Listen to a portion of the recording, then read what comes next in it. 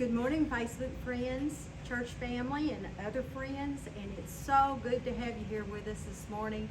This is our 1 year anniversary that we have been doing the cooking videos, and like Steve said, a little over a year ago when I went in Brother Danny's office, I had been thinking about and praying about doing this cooking video, and I went in and I asked how Brother Danny thought of it, what he thought about it, and he said, "Sounds good, go for it." So that's all I needed, and then I was ready to go.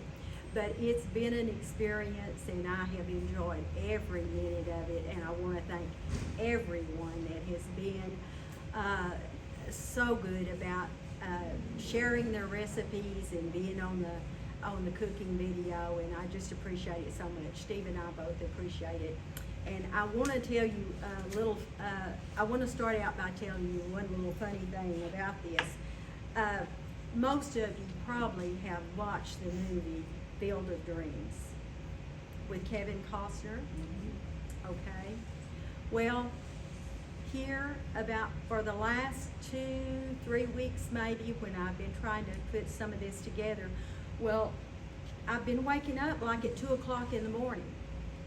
And I'll get up, and of course there's not anyone you can really talk to at 2 o'clock in the morning but one person. And so we've been talking quite a bit, and this Field of Dreams kept coming in my mind every time I'd wake up of a morning at 2. Well, I think about Field of Dreams, and I thought, why in the world am I thinking about Field of Dreams?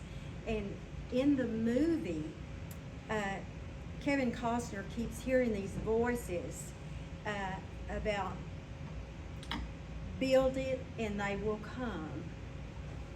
It's about him building a baseball field in the middle of his corn patch, and he keeps hearing these little voices, building and they will come. And so my Baptist interpretation of Field of Dreams is feed them and they will come.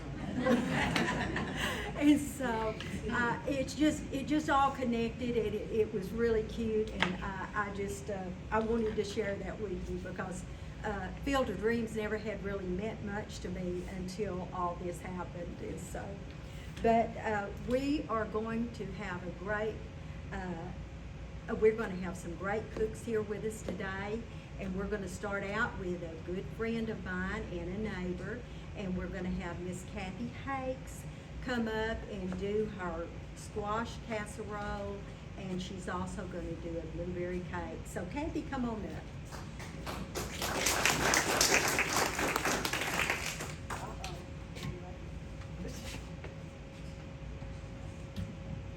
Have to get through the electronic gate first. Yes. I'm so glad to be here today. Pat has asked me to share a blueberry cake recipe, which is perfect for this time of year when blueberries are in season and nice and sweet. And I have had this recipe since my 20s. I won't tell you how long that is, but this recipe comes from, at that time, she was a little old lady to me who worked in a bridal shop. And every time we had a special event, she would make this blueberry cake, and it's just delicious. And she gave me the recipe, and it became my father's favorite. So much so, I gave it to him as a Christmas present one year, and he was thrilled. I didn't have to give him anything else. So the first thing I'm going to start out with is taking care of a bundt pan so that the batter doesn't stick when it cooks. And I am using the cake release recipe that is in the cookbook that you'll get today. And who did this? Luann showed us this recipe, or gave us this recipe several videos ago.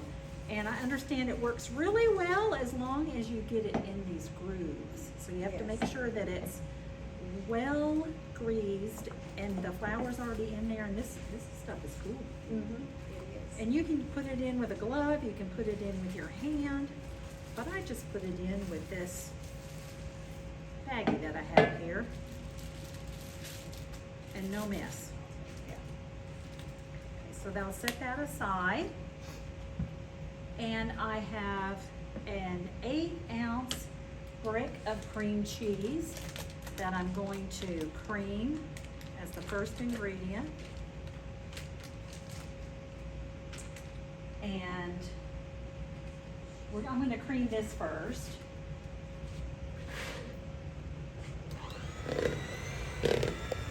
Make sure it's nice and soft.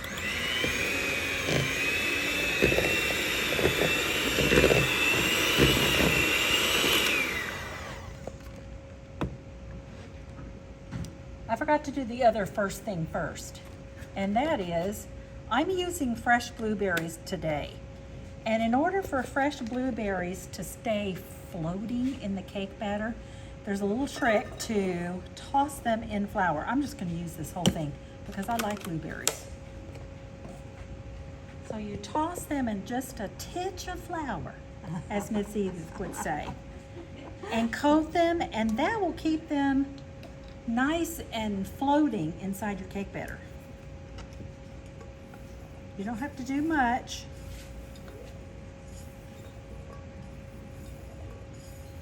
And it will not hurt the batter if you add that little bit of flour into it. Looks good. See there? So they're just coated a little bit. They'll be ready to add to the batter. Okay, then what I'm going to do is add 1 teaspoon of vanilla to the batter. And I like to use Mexican vanilla because I think it has the best flavor. And 1/3 of a cup of oil. I'm sorry, it's 1/2 a cup of oil. 1/2 a cup of oil and 3 eggs.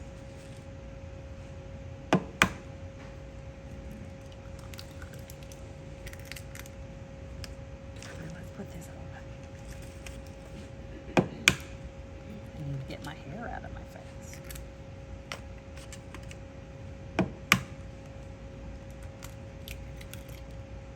Before I add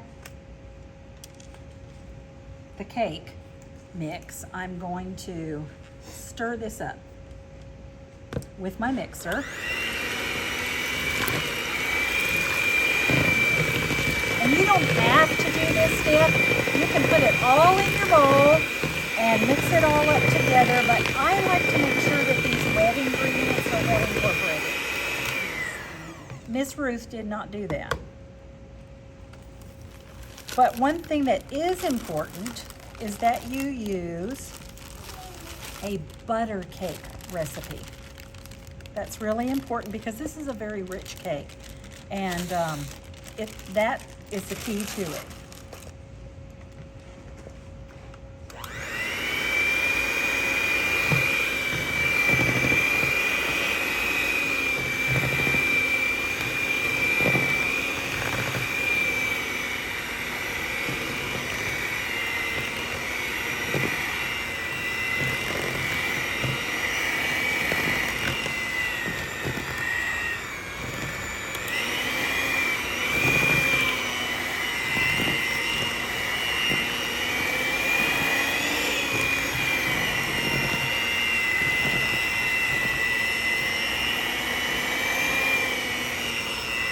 So we're mixing it until it's all together and wet. You don't want to overbeat it.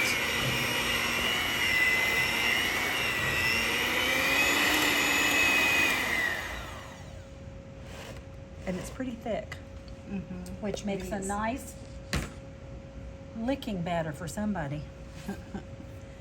Then you take the blueberries and you fold them in.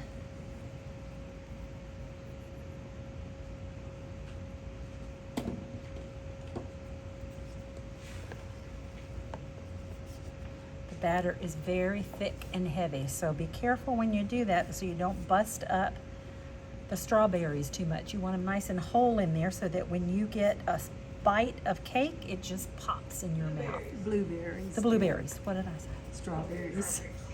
You could probably use strawberries, That's okay. but they're not going to burst. No. And we might mention the cake that they're going to be having today is made with a lemon cake mix. Yes. And so we're anxious to try it out too. I thought that we would try that with a lemon cake mix to see how it goes. And then Pat doctored it up real pretty with some blueberry syrup and blueberries, fresh blueberries on the top, and it looks beautiful. You have to bring it over and show Yeah, the well, camera. we've got it here. Steve can zoom in on it. Then you fold it into a bundt pan. It works best if you use a tube pan. You can use a flat cake pan, but it just doesn't work as well, and it's not as pretty. Because you do not have to put anything on the top of this cake.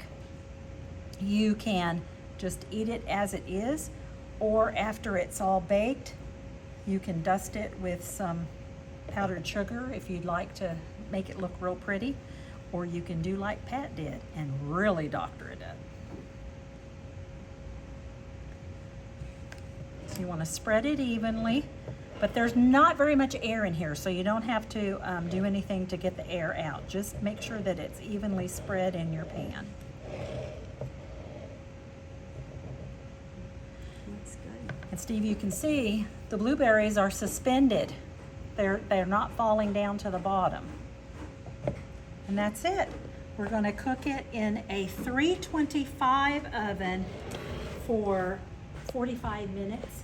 If that's not long enough, don't cook it more than an hour, but test it with a toothpick to make sure it's done. And this is what it looks like whenever it's finished. If you put the blueberries on top.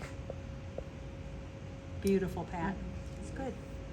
We're anxious to try it. And the next thing I'm going to bake, I'm that's going to run ready. and put this in the oven for you, and I'll let you get started on your next one. Okay. The next thing that we're going to make is a squash casserole. And unlike the blueberry cake, this is a very forgiving recipe. You can use what's in your kitchen. Today, what we're going to have today is the Mexican version of the casserole, and I didn't think I had enough vegetables, so I added some pinto beans in there, and I added some corn. So I added that to it, and Mexican spices, and that's what we're gonna have today. But the basic recipe is this one, and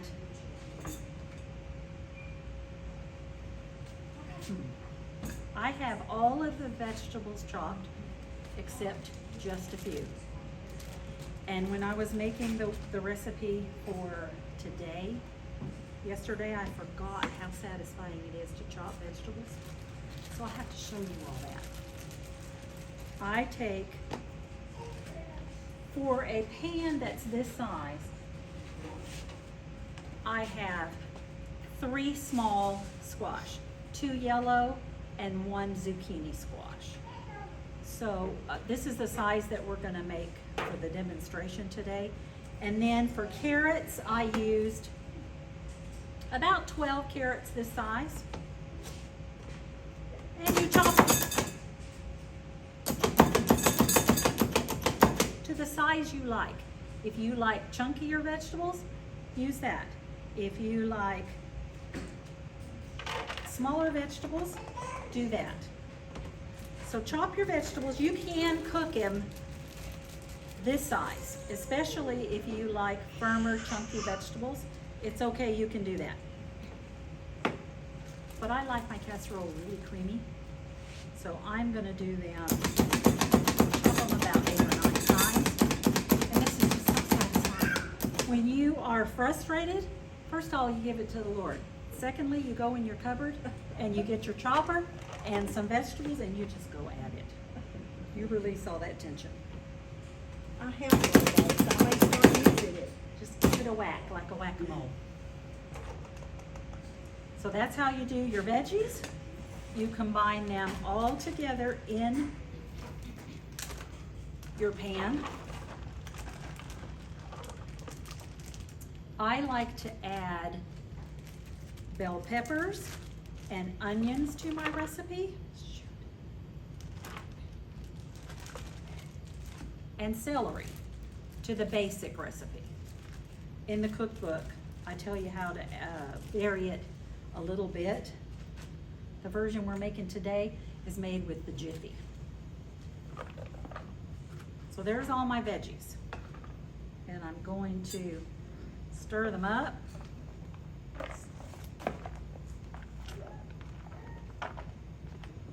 And I'm going to incorporate about 1.5 cups of cheese to this size.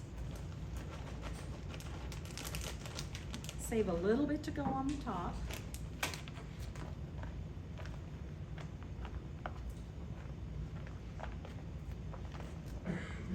And then you're going to make the batter. So what I use is 1 box of Jiffy for this size.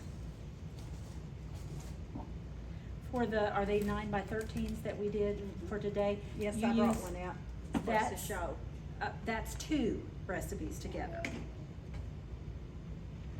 So that you incorporate a cup, 1/3 a cup of milk, and I like to use evaporated milk because it's just a little bit creamier, a little richer. And I also take my egg and I will scramble it inside the milk before I put it into the batter mix.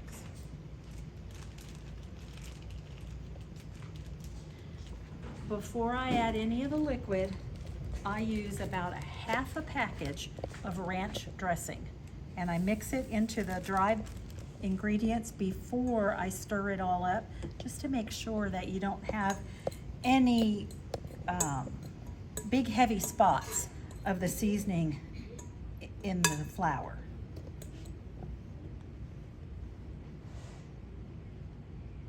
Stir that together. This is all according to the package directions.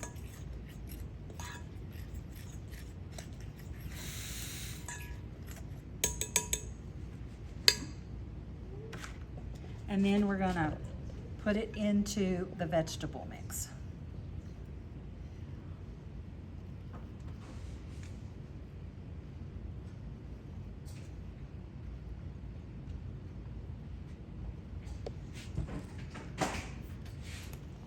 Mix that all up. This could be easier in a bigger pan or a bigger bowl before you put all the veggies together. But this is what we had here at the church today. That looks good.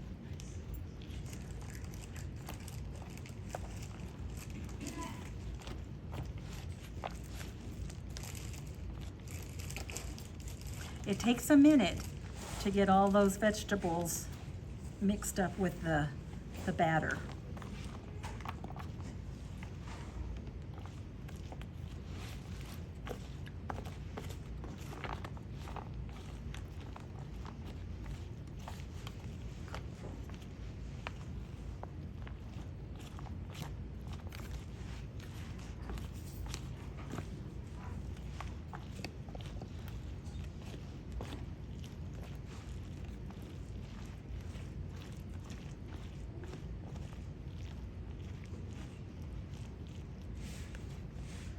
Okay, I'm going to even it out.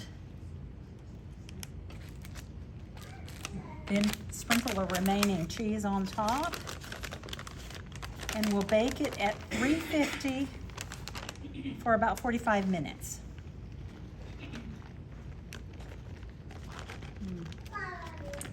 That's good. There you go. Okay, and we just happen to have one that just come out of the oven that she made earlier, and this is what it looks like whenever it's baked. Get it? Very yummy. You can add more or less cheese to it. You can add more or less vegetables to it. You can add more or less seasoning to it. It's very forgiving, whatever is your preference or whatever you have in the cupboard. That's squash casserole.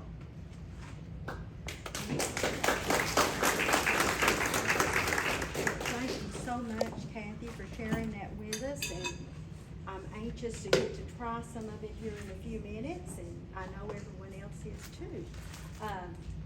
And our next, we're gonna have Cheryl come up next and do her recipe.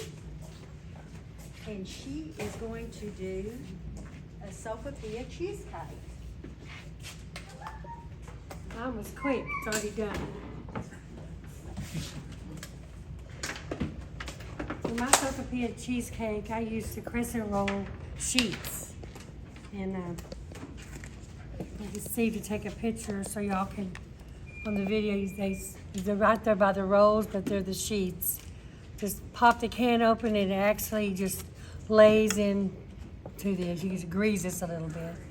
Take 2 cream cheese, soften, put them in the mixer on your paddle, and a cup of sugar, and mix it up so it gets really incorporated.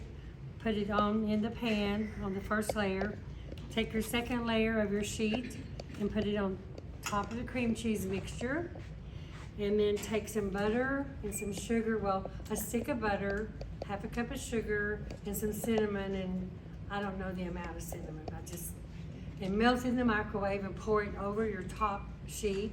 Make it 350 for about 30 minutes, and that's all there is to it. First time I made this, my husband goes, this is about 5 years ago, he goes, I don't know what you're cooking, but as soon as it gets out of the oven, we have to eat it. Because he was upstairs and the smell of the cinnamon and sugar went upstairs, so we make it quite often at our house. Thank y'all, have a blessed day. Well, thank you, Cheryl. We're looking forward to trying some of that in a few minutes. Just said it. That'll be fine. And now, we want to have Sam come up, and she is going to make a homemade salsa for us. Woo! Yay! Take this, and you just kind of explain, and I'll. Okay. All right, thank you for having me, Miss Pat. Well, you're just welcome. It's a pleasure. All right, so this recipe is really easy. It's just salsa, and so my family, it's one of our favorite recipes. So anytime that my mom makes enchiladas or tacos, like this is our side. But first, you just take a 28-ounce of tomatoes. These ones are diced, and then you just leave the juice in there with it. Oops, I'm trying not to. And we may have to, yeah, I think we can go ahead and do that. We probably have to maybe just do 1 can of the Rotel Okay. and put the other, we can go ahead and put the other things in it These- too, yeah. All right, and then you take a 1/4 cup of onion and then a whole jalapeno, and you just chop it up. And sometimes I just eat it, sometimes I don't. It just depends on how hot you want yours. Okay. And then you take a clove of garlic. I like to use fresh garlic, and so that's what we have here. So then we're just going to use a garlic press. Oh my goodness. We have to get, there it comes. I don't know. Is it? Yeah, Just scrape it off. yeah, scrape it up, that'll be good, that's good. Yeah, that's good. Okay. All right, and then we usually use 2 10-ounce cans of Rotel. Probably about, What do you think? let's go ahead and try to see what it does Okay. first, and then may have to take some of it out. Yeah.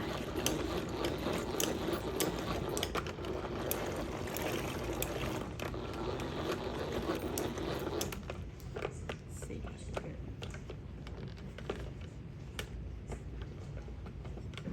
Well, there's a lot of things. It needs to be diced a little bit more.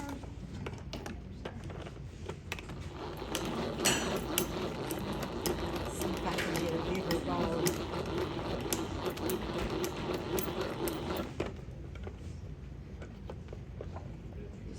Yeah, that looks good. I'm gonna get a larger bowl, so thank you.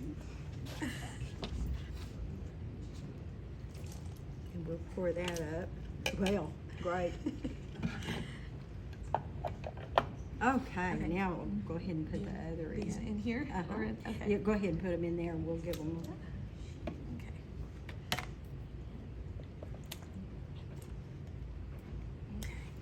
And we didn't have the lime cut, but we'll put this right. Okay.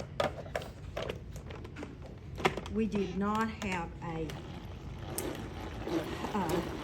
chopper big enough or a food processor big enough for this, and this was a little bit larger, but it's almost too small too for this size.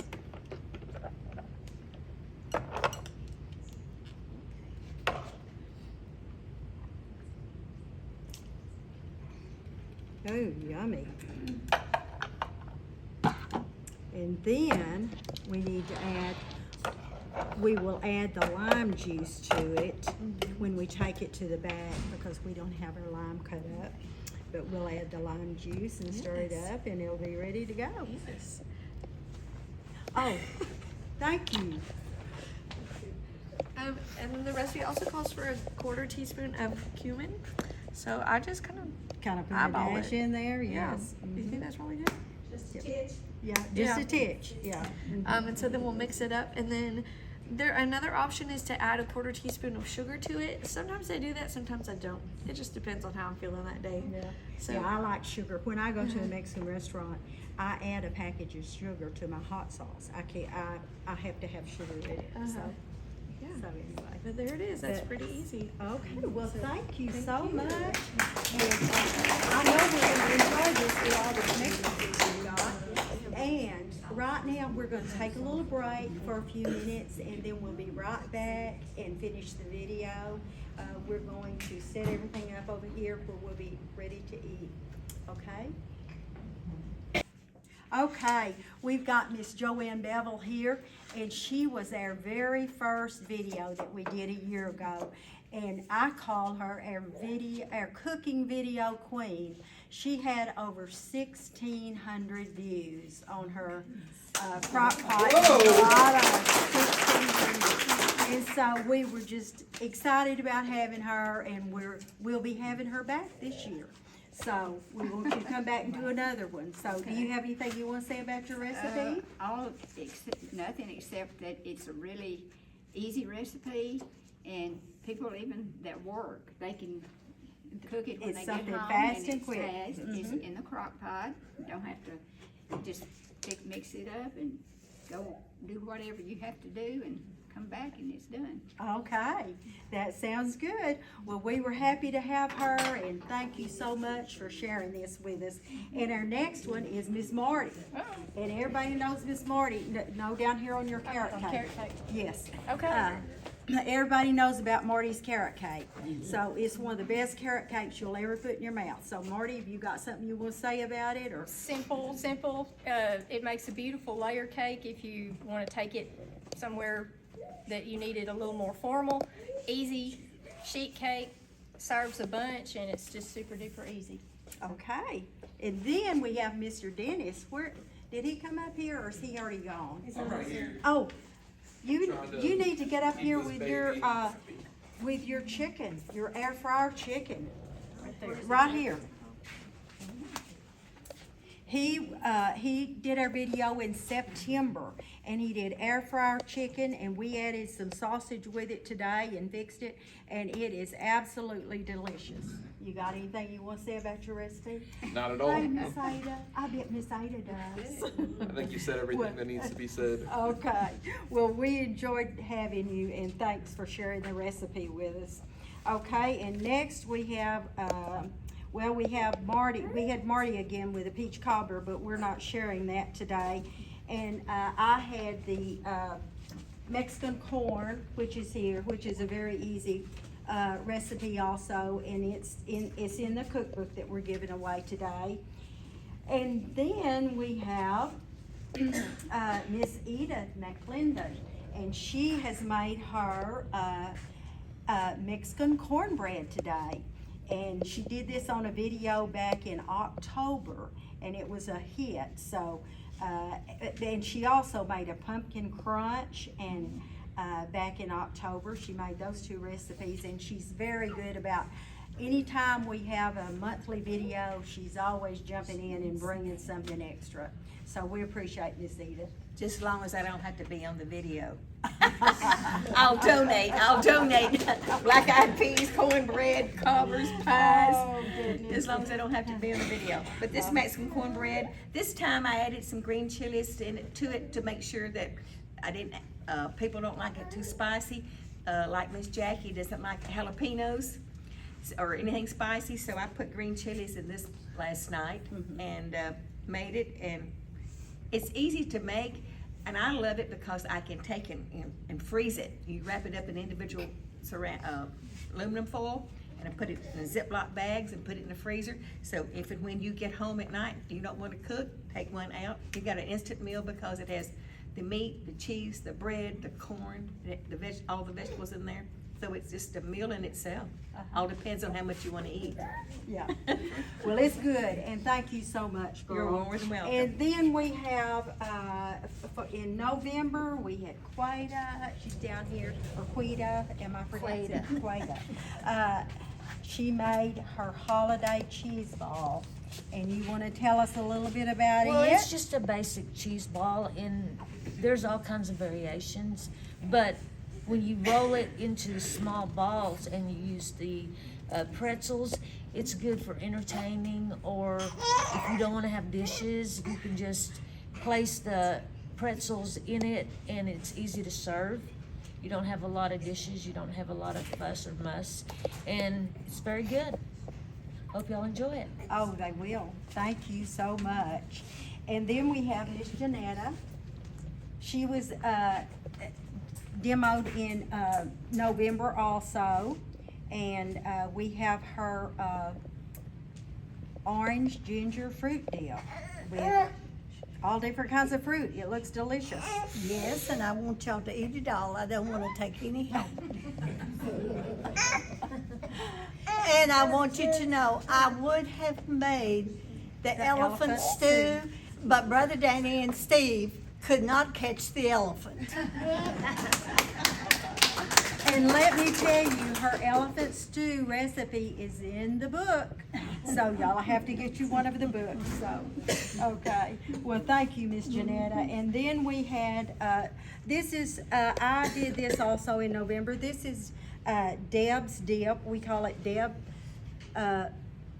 we call it Deb's Dip because it come from one of the ladies here at the church, and every time she makes it, I mean, it's gone in no time. It's one of the favorite dips here. And Deb Irwin, thank you for this recipe. Okay, and then we'll go to December, and we had Bob. We had Bob and Carolyn Bryant.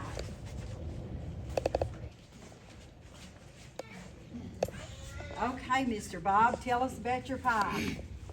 Well, that's peanut butter pie is the one that I had in the video. It's been a favorite of a lot of people, and it's a favorite of ours, and we make it occasionally at home. But anyway, the recipe's in the book. Yes. I also brought another pie that's it's pineapple.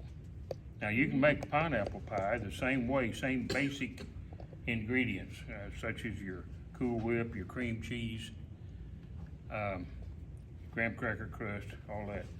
Then just substitute pineapple in lieu of the peanut butter, same amount. Same amount. Now, what I did on this pie here, you take crushed pineapple, don't drain it, put it in a skillet, about 2 or 3 tablespoons of brown sugar, and cook it down till it's kind of gooey, and then wind up with what you shoot for is a cup, and it makes 2 pies. So anything you make here is what I make is 2 pies, but you can just do a half a cup of stuff for each pie.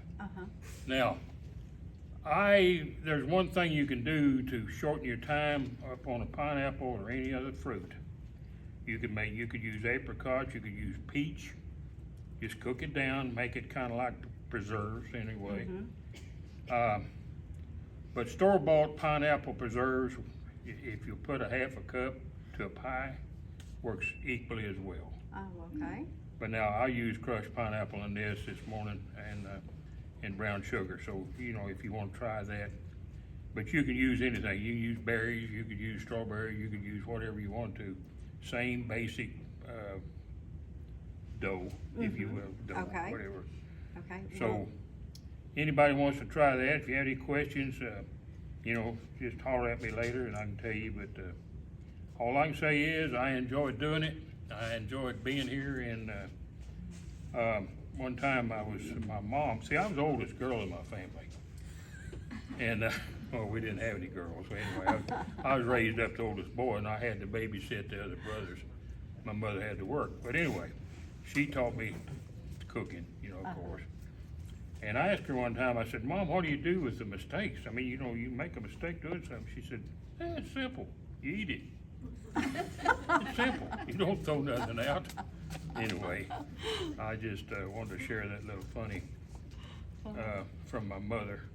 And I just thank you for being here.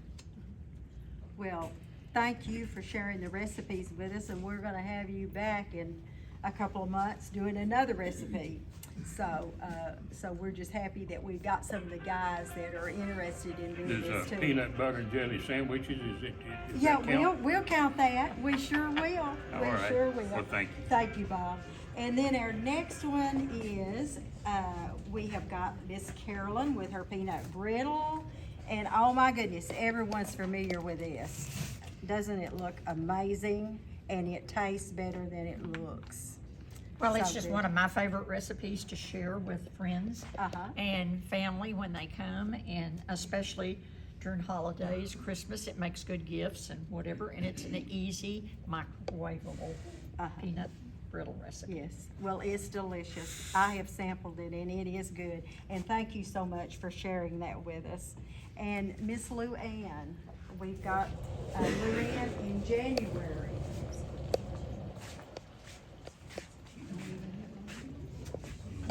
And she has her breakfast pizza, and she also did a cake release recipe for us that we will be giving away today. They're down at the end of the table in little containers, and it is absolutely awesome to use. So go ahead and tell us a little bit about your breakfast pizza and the cake release. Okay, breakfast pizza, got this from Reed's son and daughter-in-law. They made us breakfast one time. I didn't know they cooked, and this was a real hit. And it's just an English muffin. You mix up the ingredients, which are in the recipe. I take and spread it on it, put it on a cookie sheet, and flash freeze it. And then I can take them out, wrap them up, and take them out whenever I want one. Put it in the microwave, just melt it a little bit, and then put it in our toaster oven. We did these in the broiler here, and it's really quick, and you've got your little breakfast there if in a hurry. Okay, well, thank you for sharing that with us. And then, let's see if I've missed, I did Edith, and, of course, Marty's got her granddaddy, let me do those right quick. She's got her granddaddy's crock pot beans. You want to tell us a little bit about that, Marty? These are just super easy to put in the crock pot. They were my granddad's favorite. They're kind of a spin on baked beans and super easy and feed a lot. They go a long way. So. Well, they're good too, and thank you for sharing that with us. And then we've got Doris with her poodle cake, and she's got her recipe book with her and got a little story to tell about it. I'm neighbors with Pat, and I told her about this story, and she thinks I need to share it with all of you. This book is literally, as you can see, coming apart. My son was in the first grade in 1975. And I put this in, school did a fundraiser, and I put this recipe in, but I cannot tell you where I got this recipe. I don't remember, someone must have brought it to work, but I put it in here, and I make it all the time because it's quick, it's easy, and I've carried this book around, and I wrote in here about him being in the first grade, hopefully that he will keep it someday and Yes. pass it on, or he may not care, I don't know, but. Oh, no, he will. But like I said, I've used this book, it's dirty, before I spill stuff. But this is a pineapple poodle cake, and it uses 2 cups of flour, 2 cups of sugar, 2 eggs, a 20-ounce can of crushed pineapple juice and all, 1/4 cup of oil, you can use about any kind you want, 2 teaspoons of soda, 1/4 teaspoon of salt, and you just put it all in a mixing bowl, mix it up, pour it in the pan. You bake it 45 minutes at 350 degrees. I do the toothpick test with it. And then I bought these pecans 2 weeks ago at a school reunion. We had a silent auction, so I always have pecans and coconut in my freezer, and I have walnuts in the freezer all the time. And We know where to go. yeah, so, We know where and the to go. icing, you ice it while it's hot. So when I take the cake out of the oven, I've already put 1 stick of butter in a pan on top of the stove so it can be softening. You use 1 can of evaporated milk, 1 small can of evaporated milk, and a 1.5 cups of sugar.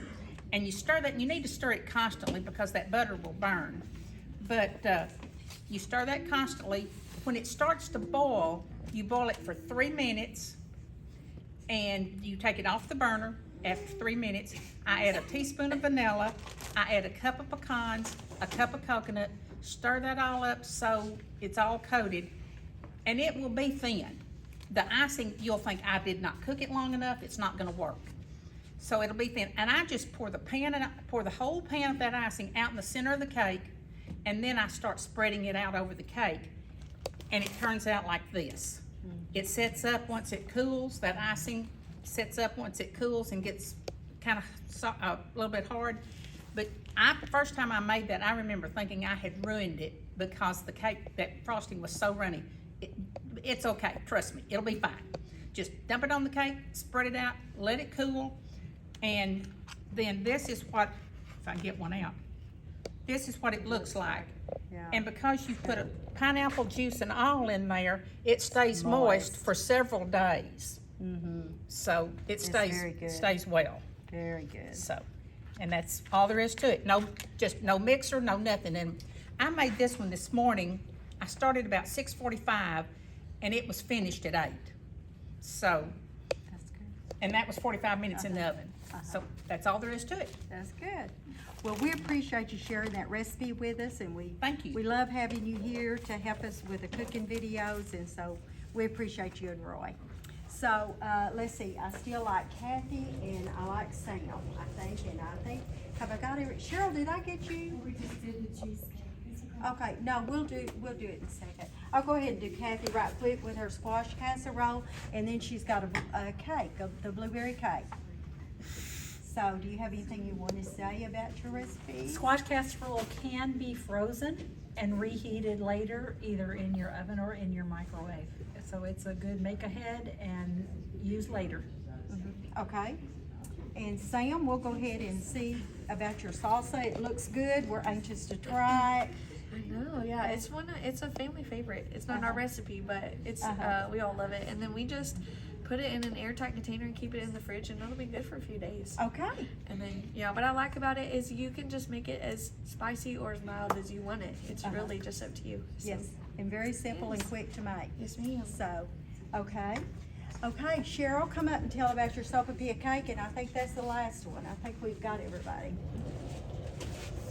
Well, you This didn't is tell about your blueberry cake, but. This is really better served warm. And a friend of mine put chocolate chips in hers, and chocolate covered strawberries sliced are also good on top of it. And I don't know how long it lasts, because it never lasts at our house. Probably wouldn't last. It's a at good ours midnight either. snack too. Thanks. Okay, well, I think that finishes everything, and I know y'all are ready to eat, and so we're gonna kind of close this out pretty quick, but Steve, did you want to say something right quick about what's going on at the church this week?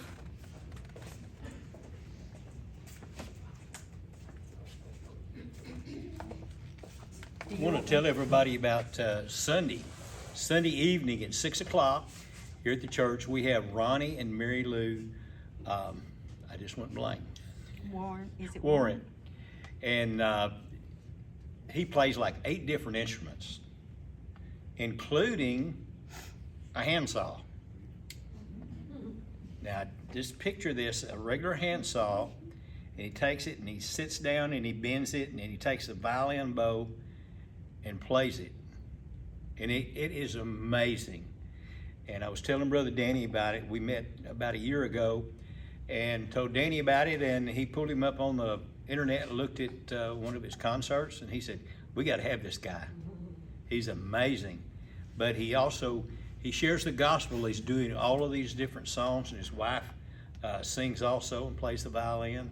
So y'all get a chance, please come out and hear this. It's about an hour long and starts at 6 o'clock on Sunday evening.